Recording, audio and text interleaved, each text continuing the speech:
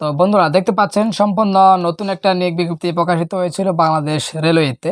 এখানে কিন্তু আমাদের বাংলাদেশের সকল জেলা থেকে কিন্তু আমাদের নারী পুরুষ সকলে ৩৯৬ জন লোক নেবে। তো যারা আবেদন করতে ইচ্ছুক অবশ্যই আপনারা ফুল ভিডিওটি দেখবেন। তো আমরা আজকের ভিডিওতে বিস্তারিত বলবো যে আসলে আবেদনটি শুরু কবে, আবেদনটি শেষ কবে, কত টাকা লাগবে আবেদন করতে, কতটুকু শিক্ষাগত যোগ্যতা লাগবে।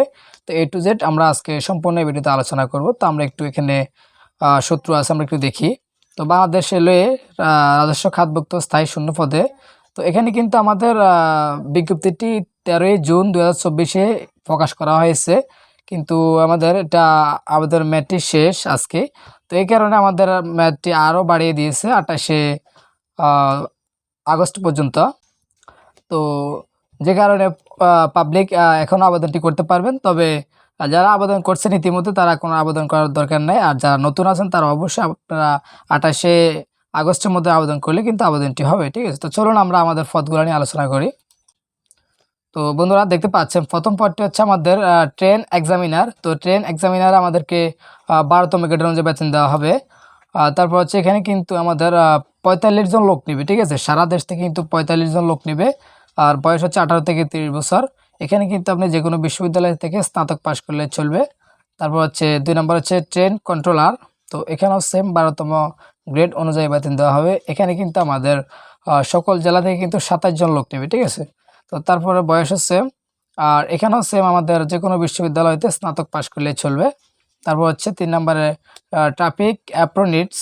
তো ট্রাফিক অ্যাপ্রোনিটসে আমাদের গ্রেড 14 অনুযায়ী বেতন দেওয়া হবে। 18 জন লোক নেবে সারা দেশ থেকে, বয়স সেম। তারপর হচ্ছে আমাদের যে কোনো স্বীকৃত বিশ্ববিদ্যালয়তে অবশ্যই স্নাতক থাকতে হবে।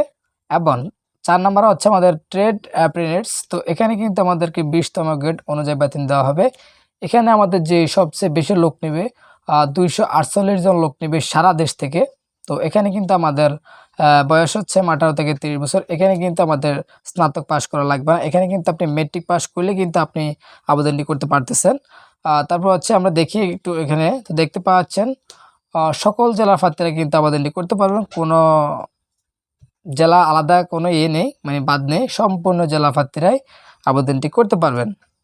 তো দেখতে পাচ্ছেন এখানে কিন্তু কিছু শর্ত আছে, আমরা এগুলো দেখি। তো এখানে দেখতে পাচ্ছেন প্রার্থীর বয়স 1/7/2024 তারিখে অবশ্যই 18 থেকে 30 বছর হতে হবে, এবং যাদের মুক্তিযুদ্ধ বা কোটার আছে তাদেরকে অবশ্যই 2 বছর শিথিলযোগ্য দিবে। তারপর এখানে কিন্তু আরও বিস্তারিত তথ্য আছে, এগুলো আপনারা জেনে নেবেন। তো আমরা দেখি আসলে। তো এখানে কিন্তু আপনারা দেখতে পাচ্ছেন অনলাইনে আবেদন শুরু হচ্ছে আমাদের 1/7, মানে আগের মাসে অলরেডি আবেদনটি শুরু হয়েছে। তো যেহেতু এটি একটি সংশোধনী বিজ্ঞপ্তি, তো সেটা এখন 28শে আগস্ট পর্যন্ত আবেদন ডেটটি আছে, আপনারা চাইলে আবেদনটি করবেন। আর আবেদনটি শেষ হচ্ছে আমাদের 8 আগস্ট। তো শেষ হওয়ার কথা, কিন্তু আমাদের মেয়াদ বাড়িয়ে তারা কিন্তু 28শে আগস্ট করছে, এই কারণে এই তারিখটা কিন্তু আগের। তো আবেদন করতে আমাদের যেটা প্রয়োজন হবে অবশ্যই একটি ছবি এবং একটি স্বাক্ষর লাগবে অনলাইনে আবেদন করার জন্য।